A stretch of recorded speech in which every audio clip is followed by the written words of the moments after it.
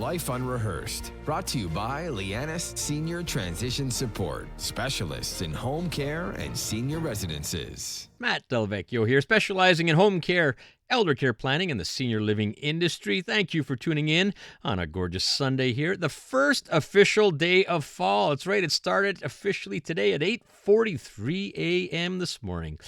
It's been a spectacular September so far. Let's hope that's going to become our new normal. Hey, I'd like to give a shout out to the Atwater Library. I was their guest speaker this past Thursday talking about many topics about the aging process, including how to effectively age at home, transition trends, and senior living and downsizing, and the many aspects of public and private health care. Had a wonderful turnout. Boy, over 100 people attended. Great questions. Boy, they do it right at the Atwater Library, and thank you very much for having me. Well, another person who is in high demand is caregiving specialist Claire Webster. Did you know that almost 1 in 4 Canadians are caregivers, and almost all of them are unpaid, and they were most likely thrust into the role of caregiver with no formal training? It could certainly be stressful, exhausting, and overwhelming. Let's bring in Claire to help us out. Claire is the founder and ambassador of the McGill Dementia Education Program and the president of Caregiver Crosswalk. Claire, welcome to Life Unrehearsed. Thanks, Matt. Thanks for having me back. Well, thank you for joining me again. Such valuable information. You are always doing something, always speaking, and nice to have you back. And I think, can you, for our listeners who don't know much about Claire Webster, can you tell us your own personal story and how you ended up being such an advocate for caregivers? Well, my mother was diagnosed with Alzheimer's disease in September of 2006, and I knew absolutely nothing at all about dementia. And I was a sandwich generation caregiver that had a 2-year-old, a 4-year-old, a 9-year-old. And my dad had just passed away the year before. And again, faced with this disease where the only prescription of care that I received or we received from the neurologist at the time was "Good luck, Mrs. Webster."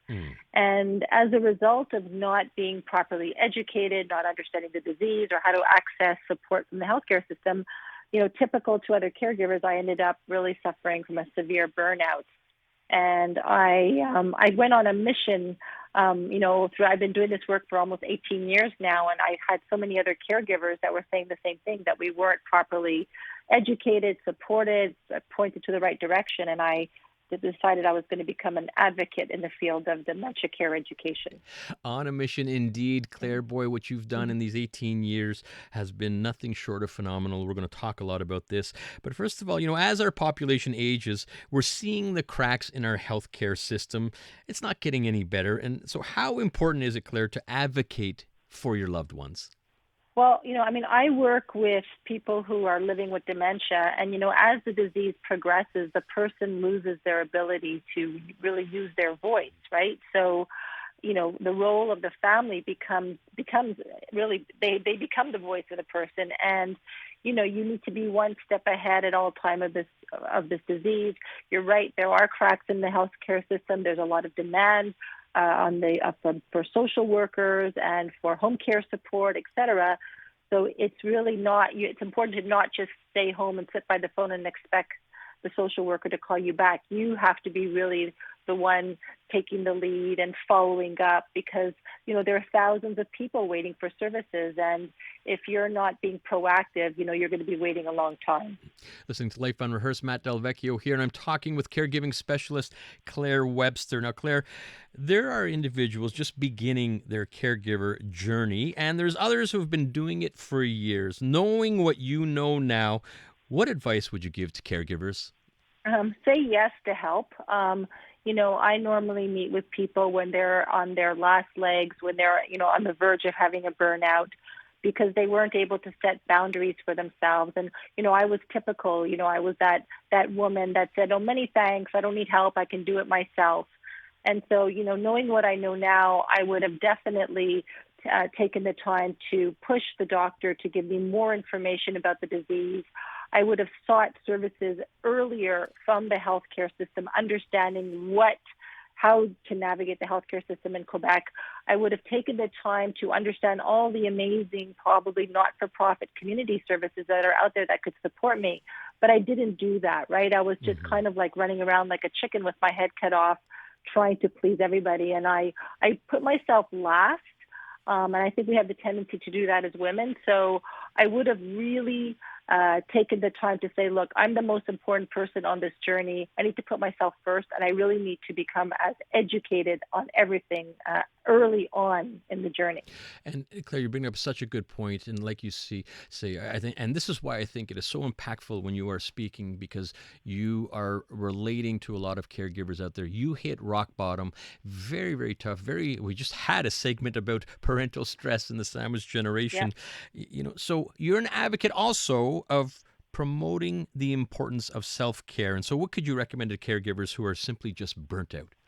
Well, I think the first thing is when I give my talks, I talk about coping mechanisms, that we all have a way of managing our stress, whether that be too much alcohol, food, smoking, drugs, etc. And so, really be careful that what you're doing, those coping mechanisms don't become addictions, because, I really turn to alcohol to manage my stress. And, the other thing is that it's really about setting boundaries, right? Like setting boundaries with regards to, maybe doing a triage of your life and saying, maybe there's some friends that are just not adding that positive energy to you, or maybe you're overcommitted in terms of volunteer work or work, right? And every time I meet a caregiver who's on the verge of burning out, I say, okay, what could we get rid of, right? Like, what could we get rid of? How could we set some boundaries? Because it's so easy to get caught up. And just like your previous guest, we overprogram ourselves, we overprogram our kids, and we don't make enough time for ourselves. So, again, it's about, if you don't put yourself first, who's going to take care of the person that needs you the most, right? The person that's living with whatever illness you're dealing with. Talking with caregiving specialist Claire Webster here on Life Unrehearsed. Love the fact that you're mentioning setting boundaries. Claire, you and I deal with a lot of caregivers, and what I see, and you see it even more, is I think it's human nature, but you almost become the superhero role, and I could do it. This is the way I was brought up. I could handle all this, and it's almost denial, in how you're dealing with the caregiving role. And when you're able to set those boundaries, to step back, you're going to protect yourself, aren't you? Yeah, and I'd like to add one more thing too. You and I, Matt, we work very closely together, and we see a lot of conflicts among family members, right? Because one sibling feels that they're doing all the work and the other isn't. And the other advice I would have is that, depending on the nature of the illness, like let's say, for example, dementia, everybody has to be on the same page. Everybody has to be educated the same way, right? And there's always that conflict where one is doing more than the other. And sometimes, even if a sibling lives out of town, there's still ways in which that they could help. But with a disease like dementia, if everybody doesn't understand how the progression is, then as a family, you're not going to be able to prepare the future of the person living with the disease. Excellent point. Claire, I have time for one quick question before we head out to traffic. This is a question that I get all the time, and I'd love to get your input about preparing for a doctor's visit for a parent, a spouse, a loved one. Any recommendations on what you can do to prepare for that doctor's visit that happens so quick and you need to make it as effective as possible? Well, write down the list of symptoms and concerns that you have. If you're taking a person that has dementia to the doctor, make sure you try to get the list to the nurse prior to the appointment, because it's very difficult to talk about a person in front of them. Make sure you arrive with a list of all of their medications, any past medical history, any hearing or visual aids that they may have, and your questions, right? Because most people only have about 10, 15 minutes in front of that doctor, so arrive prepared. Have your list prepared. Don't just think that the doctor is going to be able to, assess without your information. So arrive with your list of all the questions and the symptoms prior to the appointment. Matt Delvecchio here, and I'm talking with caregiving specialist Claire Webster. Claire, I had mentioned September 21st, yesterday, was World Alzheimer's Day. You're very much involved with organizations throughout the world, and you are also the founder and ambassador of the McGill Dementia Education Program. Now it's one of the country's leading resources for caregivers, and I'm talking the country. I would say many people around the world, Claire, are looking at McGill for that. And you recently launched a program called Dementia Education for Care Partners. Why was this program developed? So when we started the program back in 2017, we were really only giving workshops in person. And, we were only able to really educate the people living within the greater Montreal region. But there were people across the province and across the country who wanted to be educated. So this was a project that we started about 4 years ago in collaboration with the McGill Office of Education, Technology, and E-Learning. And, it takes a multidisciplinary team in order to help the person and the family manage such an illness. So we had some of the leading healthcare professionals and content experts, including you, Matt, because you were involved in helping us develop this program as well. And it's an online learning. It's free, thanks to the support of numerous donors as well as the Public Health Agency of Canada. It's available in English and French. And there are 10 modules that people could go in and learn at their own, at their own rate, at their own time. And people will also receive a certificate of completion upon going through all the modules. It is really something special, Claire, and congratulations to you and your team. And like you say, it is multidisciplinary and many, many people involved in putting this together. So happy for you and the team, and quite frankly, for many caregivers involved with dementia. And it's called the Dementia Education for Care Partners. You mentioned there are several modules. What are some of the more important modules that you would throw out there? Well, the first one out of the 10 is do I understand dementia? So that one was really led by Dr. Serge Gauthier, who works with us, a world-renowned neurologist. So do I understand dementia? How can I take care of myself as a care partner? How can I assist the person in caring for them in their daily life? Managing difficult behaviors and language difficulties, ensuring that there's a safe home environment. How can we properly prepare for the future from a financial, legal, and medical standpoint? And it was really Quebec-based, so we even have information about how to navigate the Quebec healthcare system. And there's also two sections, one on on end-of-life care, and then a very important module on prevention. So what lifestyle factors can help me age healthily? 10 modules, and I would, like you mentioned, I was very honored and humbled to contribute to this McGill program as well. And so can you explain, if I understand a module, you can look at it online. How long is a module, and is it, how user-friendly is it? It's very user-friendly, so people just have to go to mcgill.ca/dementia, and they'll see the online module. So you go in, and each module, I would say, is approximately 45 minutes, and it's a very interactive learning tool. So it's like you're becoming a dementia expert as you complete the modules, and, you can really go at your own pace. Do it when it's convenient for you. And again, it's available both in English and in French. Listening to Life Unrehearsed, Matt Delvecchio here, and I'm talking with caregiving specialist Claire Webster. And that's the Dementia Education for Care Partners, the latest and greatest from the McGill Dementia Education Program. But there are already a ton of resources available to the public, many of them free, many of them in different languages. So, Claire, can you give our listeners a little idea of what's out there in terms of available resources? Yes, well, probably one of our other most important initiatives is the Dementia Your Companion Guide, and that's free to download. It's now available in 14 different languages. That's thanks to the Grey Start Foundation for this initiative. And, there are printed copies that are available on Amazon at a cost of $20 to support our program.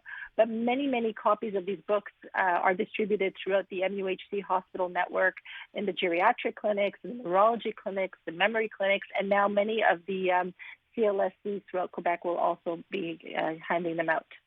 Glad to hear the MUHC in there. We just had Marie-Hélène Laramé at the onset of the show, the president and CEO of the MUHC Foundation. And yes, the Dementia Guide, Your Companion Guide, Dementia Your Companion Guide is available in hard copies. Many, many times it's downloaded online. And like you said, available in 14 languages. Claire, it's just fascinating. I've seen that, and tremendous information in there. And you don't stop, Claire. You also have a segment called McGill Cares. This is a webcast series designed to support family care partners, another resource for the public. Can you tell us more about McGill Cares? Yeah, so McGill Cares is a webcast podcast series that I started in 2020 during COVID, because I really wanted to stay connected with caregivers and I've produced 111 episodes. I just did one with Dr. Gauthier last week on the 14 modifiable risk factors of dementia. But I interview leading healthcare professionals, not only from within McGill, but from, across the province and across the world. And it's really meant to educate caregivers, patients, medical students, healthcare professionals, and the public at large. And I'd also like to mention that thanks to the Petro-Canada Caremakers Foundation, last year we came out with these amazing videos that teach caregivers how to do leisure and recreation activities with their loved one. And the videos are very interactive as well, and it depends on the level, what stage the person is in. And so those videos are available to download as well, that are there. Everything is free. That was my mission, to make sure that people have access to resources when they need them. Talking with caregiving specialist Claire Webster, Matt Delvecchio here on Life Unrehearsed. Claire, you are also in high demand for presentations and educational seminars. You just came back from up north, but let me explain. When I say up north, I mean way up north. Where were you? And then what's next on your agenda? Okay, well, I was just in Ujjayi and Mistissini. It was my second trip working with the Cree, with the Indigenous community in the last 3 months. We now have a wonderful collaboration with the Cree Board of Health and Social Services. My host was the wonderful Sarah Quint.